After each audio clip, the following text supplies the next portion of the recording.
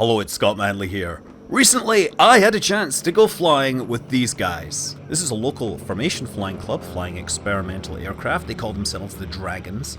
And while I only got to fly backseat and not touch the controls, I did learn a lot about the mechanics of flying in tight formation. Now, this is very specifically a memorial flight for a pilot who had recently died. And so the culmination, the finale of this formation flying exercise was going to be the missing man formation. That's where you have the four planes flying in finger four formation. That's where if you take the fingers of your right hand, the planes are roughly where the fingertips would be. As they pass over the audience, the number 3 pilot lifts up and departs the formation, and the formation continues on with a missing man, symbolic of the departure of a fellow pilot. So I'd seen these pilots flying around practicing their formations for the last few months. Sometimes you would hear them on the CTAF and you would know they were coming, and sometimes you would just hear the sound of their engines and look up to see a formation of planes leaving smoke behind them and looking pretty darn awesome. And as it happens, I did actually know one of the pilots. That's Hoagy in the backseat there. This is him teaching me how to spin a pit special. I only get a couple of lessons in this fantastic beast of a plane, but they were amazing. And so when he texted me on Friday morning saying, how quickly can you get to the airport with all your cameras? I was like, yesterday? Hell yeah.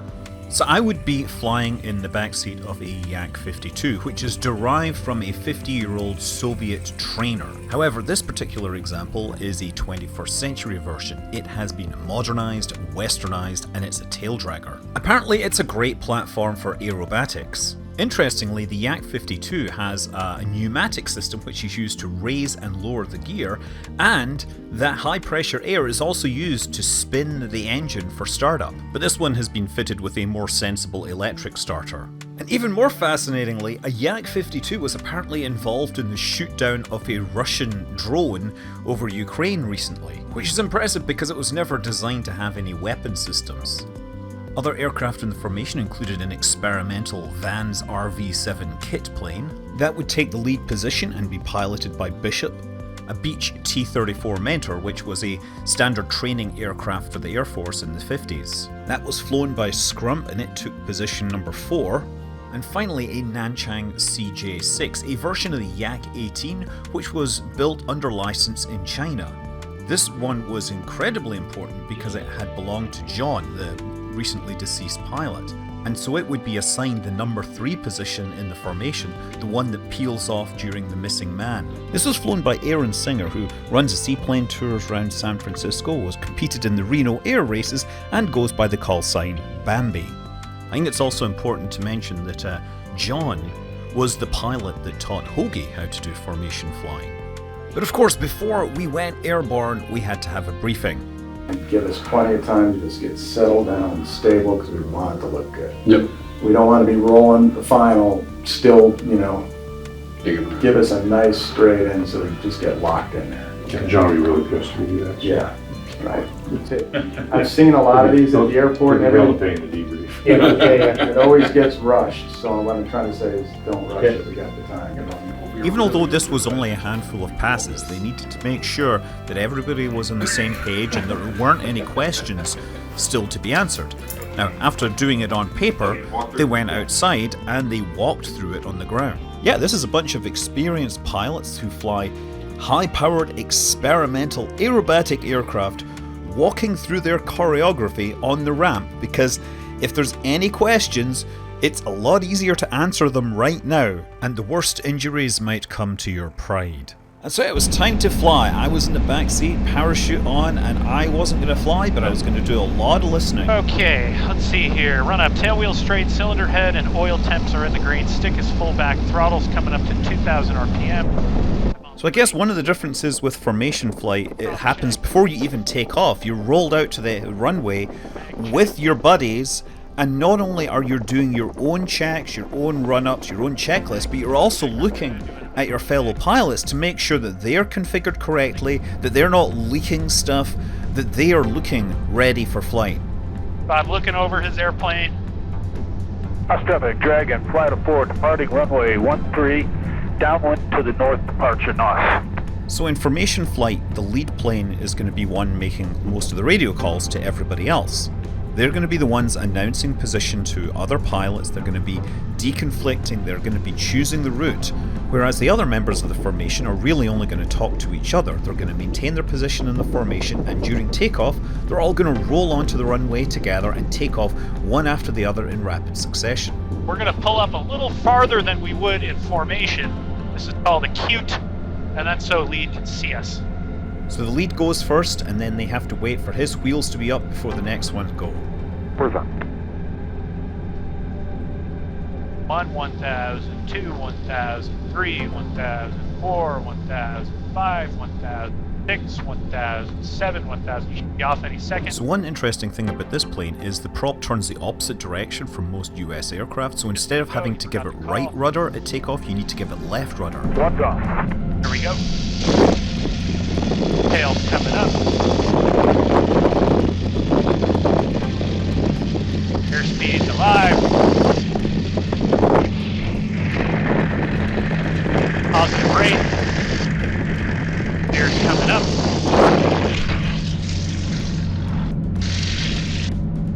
Here's both gears. Okay, now we're looking for his bearing line. So we wait till he gets to our canopy bow, then we start our turn. And we want to be 45 degrees. We want to see his vertical stabilizer over his wingtip, his outboard wingtip. That's called the bearing line. And if we're on that bearing line and our fuselages are aligned, we're just going to track inbound. And I'm number 2, so I got to join him on the inside. I'll see the traffic. Dragonfly to 400 downwind departing to the north-northwest. Sean. So let's go back to what he said about finding the location. He says that you have to look at the vertical stabilizer and the outboard wingtip. And if you draw a line between them, that is the 45-degree line. So you want to match up these from your point of view and then slowly approach down that line, maintaining that position. And similarly, during takeoff, he said that he had to wait until the other aircraft passed one of the canopy bows before turning. Much less bumpy than I thought it was going to be today, and here we are parked. All these references are aircraft specific and they'll depend upon what you're flying. Called parade formation. This is our close formation here. And if he wants us to do stuff like change the radios or anything, he's going to wag his tail. And that kicks us out to route formation, which gives us a little more spacing so we can like look away. A little close right now anyway. Oh, that'll look so good in the camera. So let's actually talk about the cameras. I had a Sony RX100 Mark III that was in my hands. On the wingtip there was a GoPro 360 camera. On the other side we had a regular GoPro Hero 10. And inside there was an Insta360 camera, which produced amazing 8K spherical 360 footage until it overheated. We just have to remind ourselves he is not moving those controls. Rest your hand on the controls, you can feel what I'm doing. Trying to do as little as I can. Look at the tip of the spinner compared to the other aircraft to see just how accurately he's holding position. So we're waiting for the slow guys to get on board. Dragon 4-1, Bosch, radio check. The other two members of the formation took a while to catch up and they have to join on the other side of the formation. Now when he turns, if he turns to the right, I need more power because I got to go up and I'm on the outside of the turn. When he turns to the left, I need less power because I'm on the inside and I'm going down because we're in a welded wing. So that means the outboard airplanes go up and down, so we're like one big airplane. You keep the wingtips matched. Right. When we're all lined up in echelon, when we're all on one side of him, then we do echelon turns where we're level. We roll together and I put his head on the horizon. And we never want to get above the plane we're following. That's called the kill zone. So we always stay below. Dragon 4's got your left clear. So now watch the tail of the blue plane. Getting a little bumpy up here. Okay, he's wagging his tail, so we're going out to route. We're going to do an ops check. This just lets us mess with the radios and shit. Okay, Dragon 1, smoke check. And unfortunately, just before the flight, they figured out they had a shortage of smoke oil. Smoke's good. So they just tested it and didn't use it for most of this flight. Okay, Dragon 3, good smoke. Okay, the last time we're going to use smoke today. How's the grunt's looking? That's good. 3 and 4, good. So now pay attention to the blue plane, it's about to make another signal. Okay, that wing wag means come back into parade. So we're going to drive it back in. So again, we're back in the 4-finger formation, and if you look at the back of your right hand, you'll notice the fingertips take up roughly these positions. And this is a formation that has its origins just before World War II. Dragons take diamonds. Okay, number 4 sliding back into the slot. Dragon 4. So now the formation is transitioning to a diamond formation. The first 3 aircraft remain where they are. Number 4 slides in behind all of the aircraft and in line with the lead. Dragon 4 in. Symmetry looks damn close.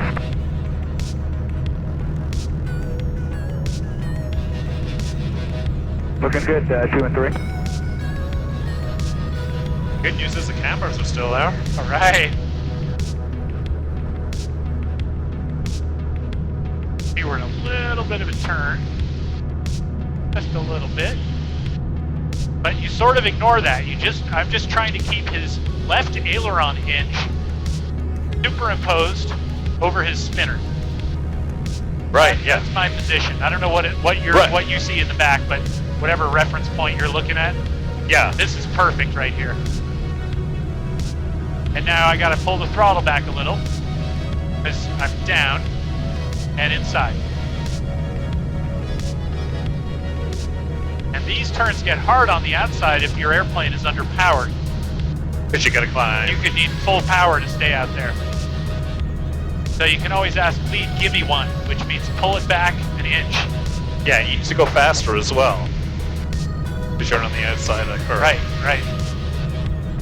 And when we do a rejoin, it's all about the geometry. We try to get in. It's like an orbit, like in Kerbal. You try to turn in a smaller radius inside. A little bit of extra energy. Turn a little faster. Yeah. That's all good. As much as I want to look back and scrump in the slot, I cannot take my eyes off lead. Now I'm getting a little behind. That's called sucked. Okay, that little tail up and down. He's telling us to go into close trail, Dragons take close trail. but we gotta wait till scrump's clear. Dragon 4 clear. Okay, so now we back off the power, and very carefully ease in. I'm watching Aaron. Going under. I'm going under. You'll notice that the aircraft behind are always below the ones in front, and that's for 2 reasons. First of all, it keeps you out of the dirty air that the wings are stirring up, and secondly, it guarantees that you can actually see the person in front of you. And this is weird because we got 2 airplanes right below us, so we got to be very careful about what we do here. If we made a sudden power reduction or something, that could be really sketchy. Like if you had an engine failure, one of these airplanes here, this would be, oh boy. I don't love thinking about that. You would do a breakout, so you roll to the blue sky and pull. Have plenty of airspeed. We got a lot of available lift for a pull if we had to do it. And yes, I was actually required to wear a parachute because the seat is designed for me to wear a parachute. What an amazing day, though. I thought it was going to be really bumpy, but it's beautiful up here right now. It's so good. Yeah, this makes this just such a joy. So at this point, they are practicing in an area which is away from the airport. They're using ground references to imagine where the airport is, so they can do this without disrupting airport traffic. Okay, wants us in echelon. Dragons take right echelon. Oh, we're going to pull up on this side. After a simulated pass in close trail, they switch over to echelon, or right echelon specifically, with the planes forming a 45-degree line. Look at that. That is Beautiful. the shit right there. I think I've been practicing because this was real messy a couple weeks ago. That's so beautiful. Kind of thing you got to stay on top of, skill-wise. Okay, pattern altitude be 3,000 feet. Low passes at 2,000. So now they're getting set up to simulate low passes over the field. Okay, so echelon turn. So we try to keep lead's head on the horizon, and you need quite a bit of power here. You don't. If he turns like a second before us, he'll just run away, and you won't be able to catch him. And then when we get over the runway, this is gonna give us a finger circle, and then he's gonna tell us how many seconds. It'll be 1 second break, and then he's gonna give a kiss off, break, and then we're gonna count 1,000, and then we're gonna break. And we do a 180-degree turn, and then that puts us in trail. Simulate smoke on. I hope you paid attention to those instructions out at the break, because I didn't. Okay, there's the brake signal. 1 second, I give him a nod. I was looking completely the wrong direction when this happened. Kiss off. 1,000. 1,000. And we are at 2,900. So yeah, brake, rapid roll, pull back on the stick, put in a bunch of G's, and I was totally not ready for that. And it's a shame because there's like hand signals that you see when I actually have the camera pointing the right direction. So now the aircraft are simulating running opposite direction of the runway, and they're going to turn around and dive down. That was amazing, but I wasn't expecting it. So I had the camera pointing the wrong way. Oh, that's alright. Do another one. We'll do another one. 2's in. Okay, we want a bunch of speed here. 3's in. 4's in. 155 knots. Okay, down the runway, smoke's on. 1's off. Smoke's off. 2's off. Now he's going to turn to the left. 3's off. We're going to try to wait till he's at the canopy bow. And then we're going to turn inside his circle. And I'm a little bit outside here. So now after that pass, it's time to get back in formation. Got to work our way back to what's called the bearing line. Leads at 3,000. Just bleeding it off. Give us an inch lead. Hey, he asked for an inch. At 100 knots, 3,000 feet. So now here's where something didn't quite go right, because positions 3 and 4 are further back. They have to come further to get back into formation. That meant that they had to come in a little faster, and they overshoot. Find my throttle sweet spot here. Okay, there's number 4 coming in, or is that 3? It's 3. 3. He's coming in. Way overshot. And there's 4. Doing some waggling there. Yep. But this is a tough Overshoot on the outside. tough rejoin right here. You're cleared in. So 4 called an overshoot, and then Lee just cleared him to come back in. You guys ready to do this back at the field? Roger that. Dragon 2. 94. So that was the practice for the practice. Now they're going to go back to the field to actually do it with the correct terrain. And also other traffic that's using the airport. North traffic, skydive 2. 5 minutes to jumpers over north traffic. Oh, Skydive. Skydiver, Dragon Flight. We're going to be performing a couple flyovers for practice for tomorrow. It'll take about 10 minutes. And for those of you wondering, NOS is the name of the airport. That's why you keep hearing us say it. Okay, Roger. I'm low fuel state, so I'm going to have to drop them off. They usually land on the east side. Are you over there right now?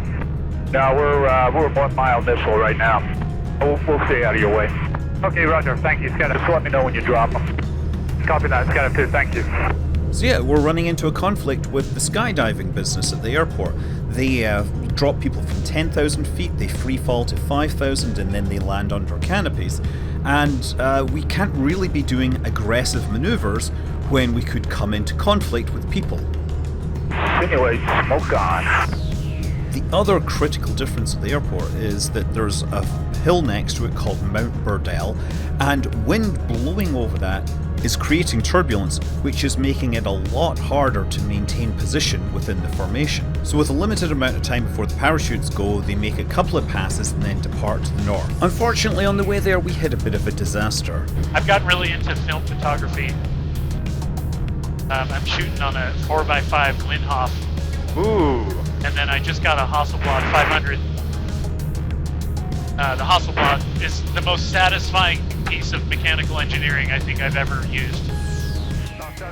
Yeah, our camera had a mid-air collision with one of the numerous bugs that flies around. After all, it is one of California's biggest salt marshes. I'm going to say that bug also showed impeccable timing of slamming into the camera at the exact moment that we are talking about high-end cameras.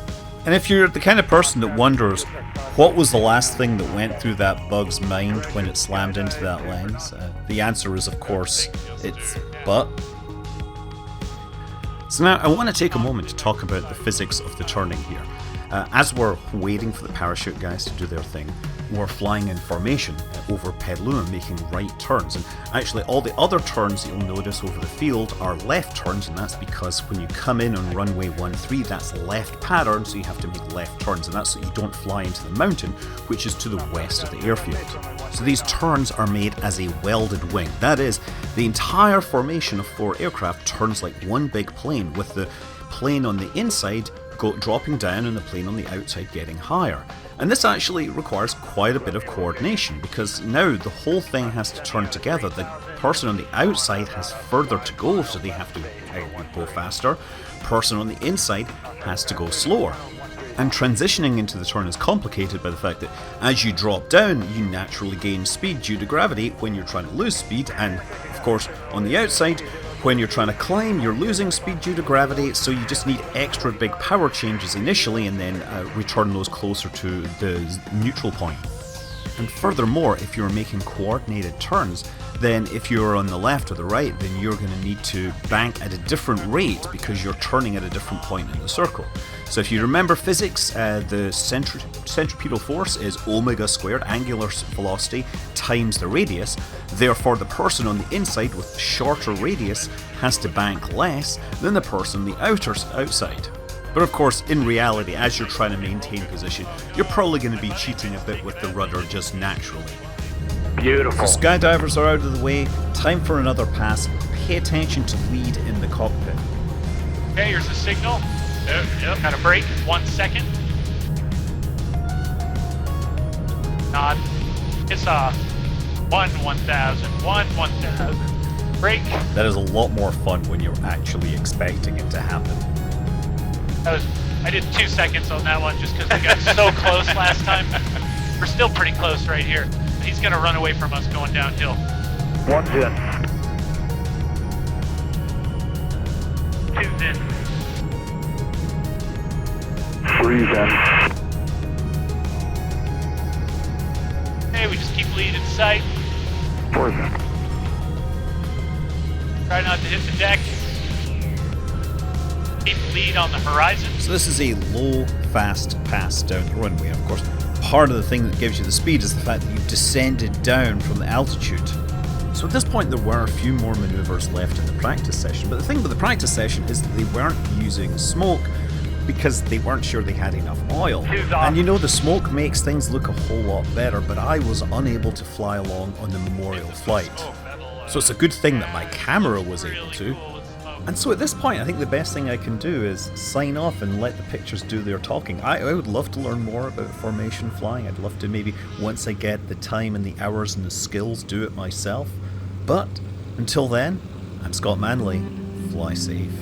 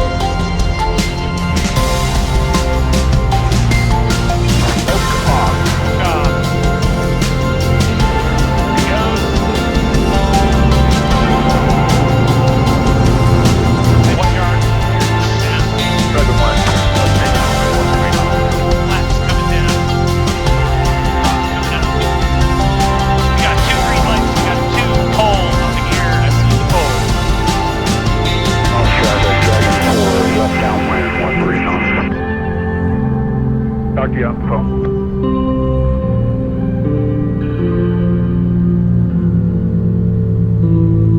Traffic, Dragon 3 is left side, 500 foot left crosswind departure. Next scrub, we'll see you. See you. He's heading Phone off. debrief? Yeah, phone debrief.